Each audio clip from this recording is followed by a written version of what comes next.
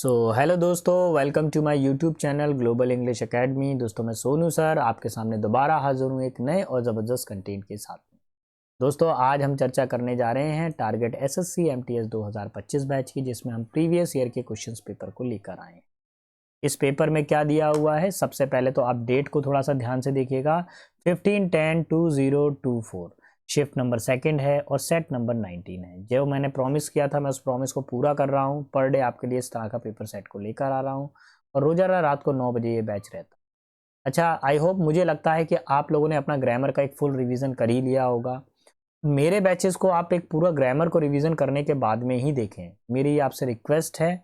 कुछ खास टॉपिक्स हैं जिनको आप ज़रूर तैयार कर लीजिएगा। देखिए, मैं एक चीज़ नोटिस कर रहा हूँ कि एडजेक्टिव चैप्टर में से यानी डिग्री वाले कॉलम का गारंटीड एक क्वेश्चन आपको देखने को ही मिल रहा है। इसको आप प्रॉपरली स्टडी करिए। इसके अलावा आपके पास में प्रपोजिशन का क्वेश्चन ज़रूर आ रहा है पेपर में, तो प्रपोजिशन चैप्टर को अच्छे से पढ़िए और उसमें से भी फिक्स्ड प्रपोजिशन पर फोकस कीजिए, या आप फ्रेजल वर्ब पे फोकस कर सकते हैं, ये भी बहुत आ रहा है। स्पेलिंग एरर्स के क्वेश्चंस आ रहे हैं तो स्पेलिंग एरर पे फोकस कीजिए। बाकी आप सबको मालूम है, जैसे सिनोनियम हो गया, एंटोनिम्स हो गया, वन वर्ड हो गया, या इडियम एंड फ्रेजेस हो गया, तो ये तो हर साल एग्जाम में पूछे ही जाते हैं। अभी जो पेपर का अगर ग्राफ देखूं तो मैं ज़्यादा से ज़्यादा मैं ये कहूँगा कि डिग्री चैप्टर को आप फोकस करें। उसके क्वेश्चन बहुत देखने को मिल रहे हैं, मेरे को लगभग हर ही सेट के अंदर क्वेश्चन देखने को मिल रहे हैं। प्लस आपका एक प्रपोजिशन का बहुत क्वेश्चन मिल रहा है। स्पेलिंग रूल से क्वेश्चन इन्होंने बढ़ा रखे हैं यहाँ पर। तो बिना समय गवाए मैं अपनी वीडियो को शुरू करता हूँ। ये रहा क्वेश्चन नंबर 1। देखिए, दे डैश फुटबॉल एवरीडे। देखिए, मैं आपसे वही कह रहा था, यहाँ पे वर्ब की चर्चा कर रहा था। इसको प्रेजेंट टेंस में कन्वर्ट करना है। किसमें कन्वर्ट करना है? प्रेजेंट टेंस में कन्वर्ट करना है। विल प्ले फ्यूचर टेंस होता है, had been playing past tense होता है, अब प्ले है और प्लेज है। आपको मालूम है दे के साथ में हमेशा वर्ब की फर्स्ट फॉर्म आती है, यानी प्लूरल वर्ब आती है, तो आप प्ले का यूज करेंगे, प्लेस का यूज नहीं करेंगे। ठीक है, ये बहुत ही बेसिक और फाउंडेशन वाला क्वेश्चन इन्होंने पूछा है।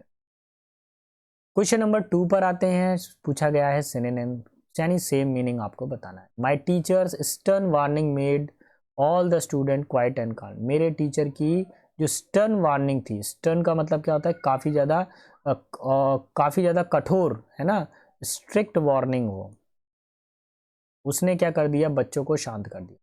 देखिए, बाइस्ड का मतलब क्या होता है? अनफेयरली पार्शियल, अनफेयरली हो, अनफेयरली पार्शियल। ठीक है, अच्छा। अच्छा, स्ट्रिक्ट का मतलब तो कठोर होता है। अरे मैंने आंसर ही बता दिया, ऑप्शन नंबर 2 हो गया।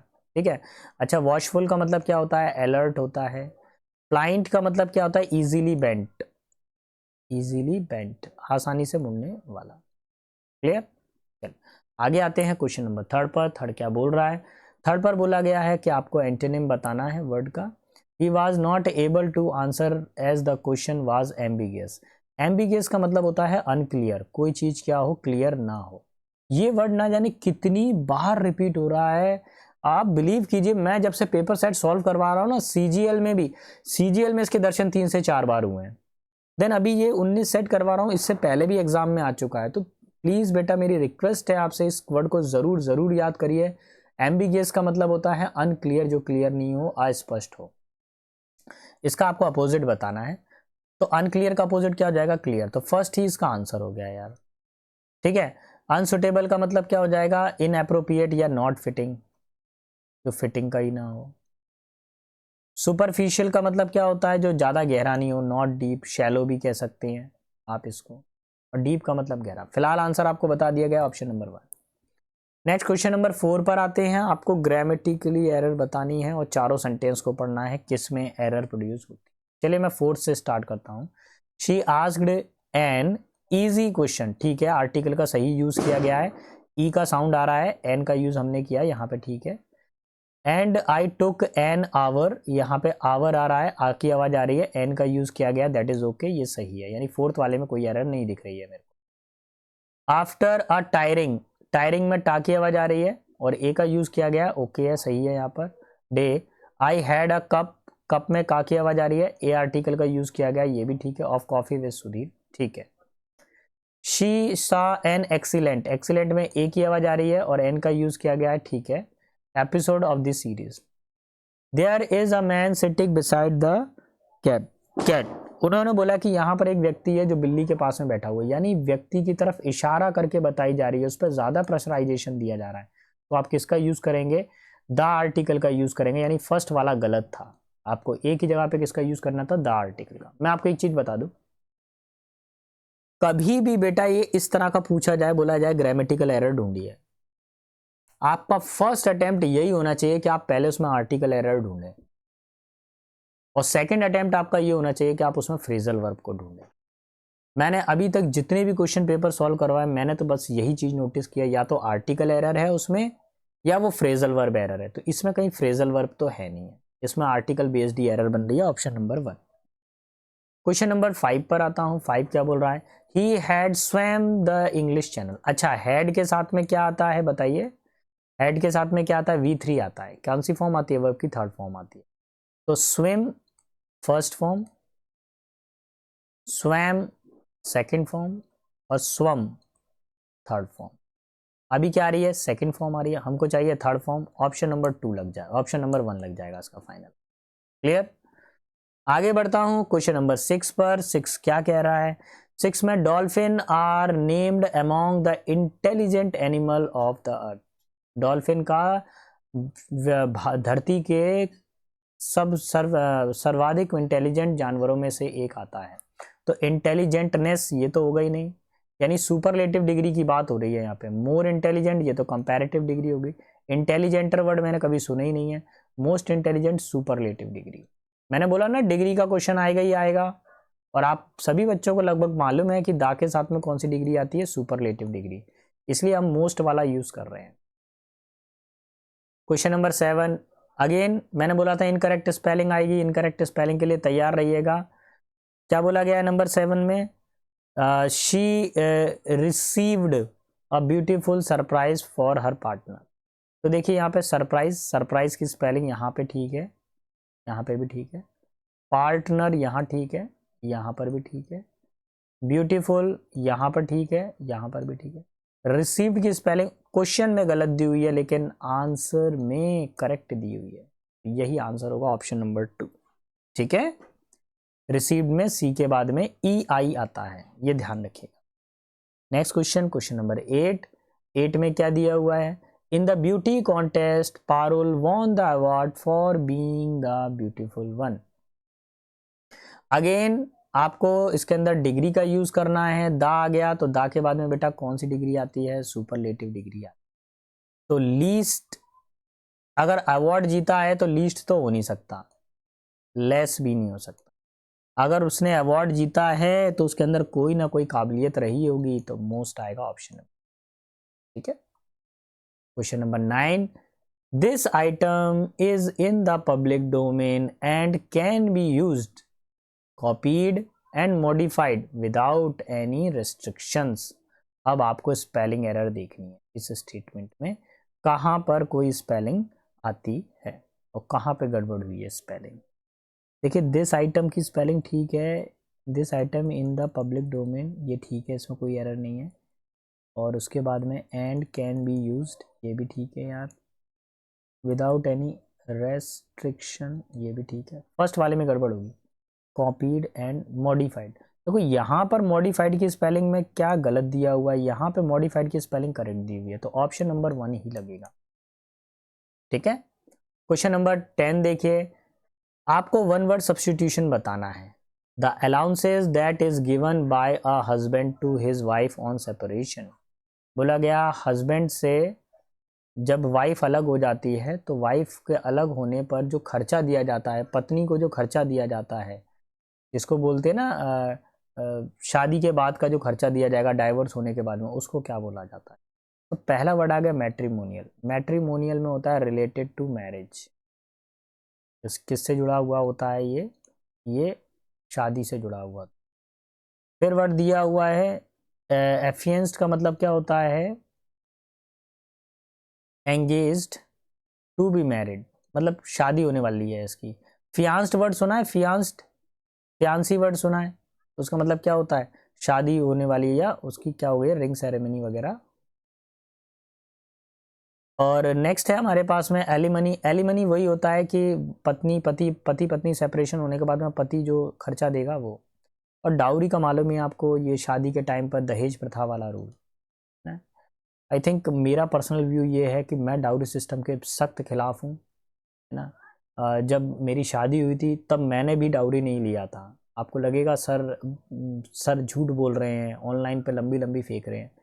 मैं जानता हूँ, मेरा ईमान जानता है, मैंने 1 रुपया भी नहीं लिया, ना मैंने मांगा उनसे।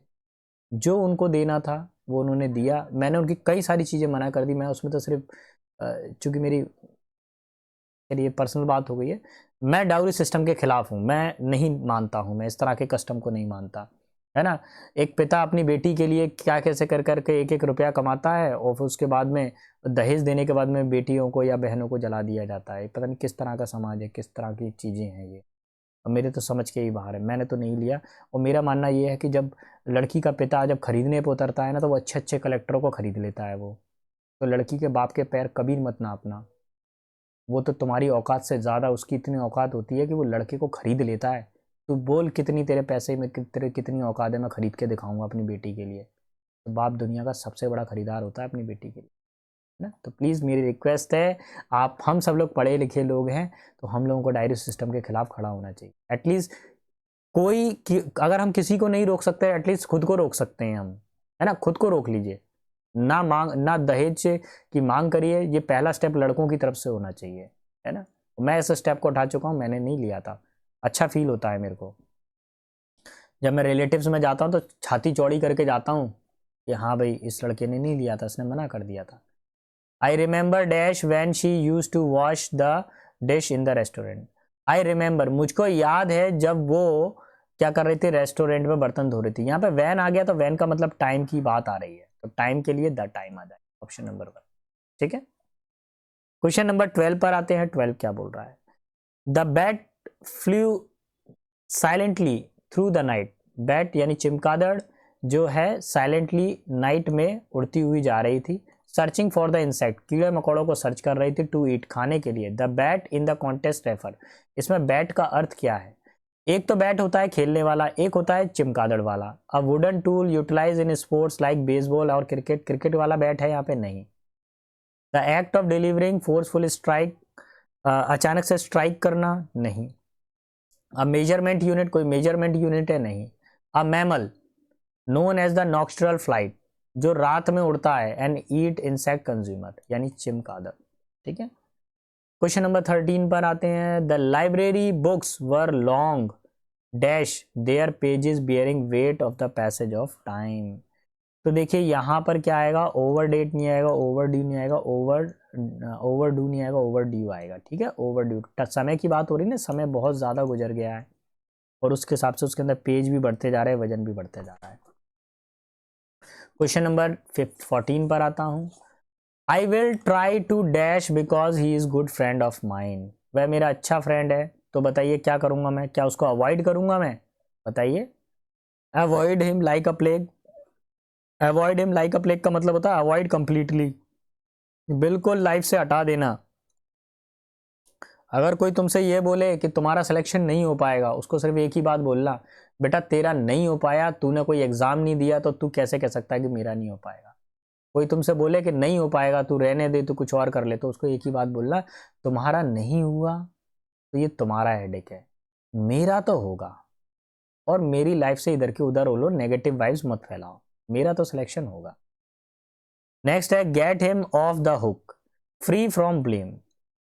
फ्री फ्रॉम ब्लेम यानी किसी के ऊपर आरोप लगाने से दूर कर देना। Show him the door, expel him यानी बाहर फेंक देना। दरवाजे को दिखाना, दरवाजे का रास्ता दिखाना मतलब बाहर। अपनी लाइफ से ऐसे लोगों को दरवाजे का एक्सपेल हिम कर दीजिए, उनको आउट ऑफ द लाइफ कर दीजिए जो नेगेटिव बताते हैं। रहने दे, नहीं होगा, तेरे इतने मार्क्स आ रहे हैं, तू नहीं कर पाएगा, तू एवरेज स्टूडेंट है। सब चीजें गई नरक में, आप पढ़ो स्वर्ग में। ठीक है। आंसर क्या हो जाएगा? ऑप्शन नंबर कितना लग जाएगा? ठीक है, धरती को स्वर्ग कहा गया और स्वर्ग पे ही पढ़ो। नर्क उन लोगों के लिए जो गलत कर रहे हैं। तो get him off the hook. आगे देखिए क्वेश्चन नंबर 15। 15 क्या बोलता है, thousands of the people were killed by the train accident that took the last week. मैंने बोला था ना प्रपोजिशन से रिलेटेड एरर आएगी। तो अगर कोई एक्सीडेंट में मरता है तो उसके लिए हम कौन सा प्रपोजिशन का यूज करते हैं, किल्ड इन एक्सीडेंट। ठीक है, ऑप्शन नंबर 4। क्वेश्चन नंबर 16 पर आते हैं। Mercury is the smallest planet of the solar system. Mercury क्या है, हमारे प्लैनेट का सबसे छोटा, सोलर सिस्टम का सबसे छोटा प्लैनेट है। पॉजिटिव डिग्री बनानी है तो देखिए मरकरी इज स्मॉलर देन किस में आता है, कंपैरेटिव डिग्री में। साइड कर दीजिए, ये नहीं आएगा। Mercury is the smallest, EST आ रहा है, इसको भी साइड कर लीजिए, superlative degree. The most smallest, ये भी सुपरलेटिव डिग्री है, साइड कर दीजिए। No other planet is as small as Mercury, ये पॉजिटिव डिग्री है, यही आपका आंसर। डिग्री के क्वेश्चंस को प्लीज बेटा तैयार कर लीजिए, गारंटेड है आएगा ही आएगा। अभी तक नहीं किया है तो अब कर लीजिए बेटा, कोई ज़्यादा टफ है, एक दिन निकाल लीजिए, 1 घंटे का चैप्टर है डिग्री का, पढ़ लीजिए। उसमें से मैं बता देता हूँ इंपॉर्टेंट नोट्स, ये देख लो, खुश हो जा। खत्म, ये चैप्टर अभी खत्म कर देता हूँ मैं।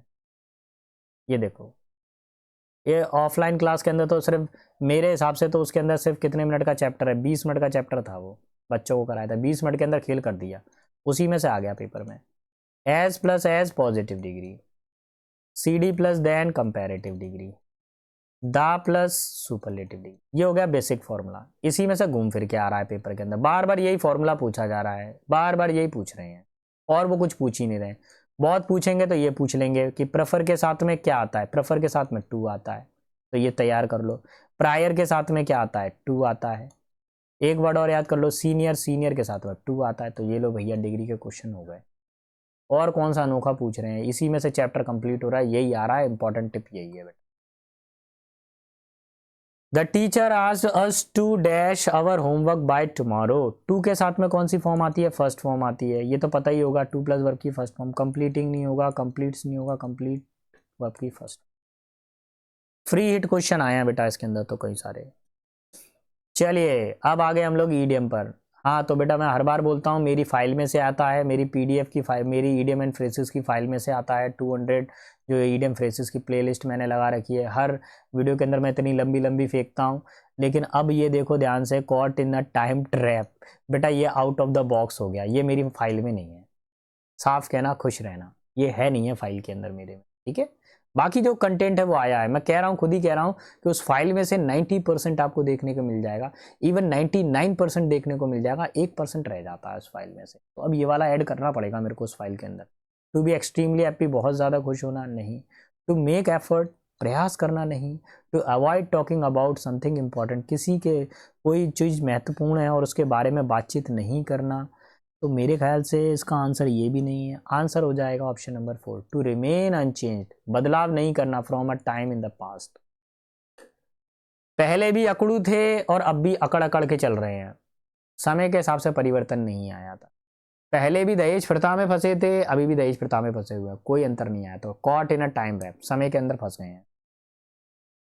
क्या टिक कर दिया मैंने इसके अंदर, ऑप्शन नंबर 4। अरे कंप्यूटर महोदय 1 मिनट रुक जाइए, आप बच्चों को पढ़ाने दीजिए, उसके बाद में आप स्लाइड होते रहना जहां स्लाइड होना है आपको। चलिए, WordPress freedom will be dedicated to the important journalism and freedom in expression is the contest of the concurrent global crisis.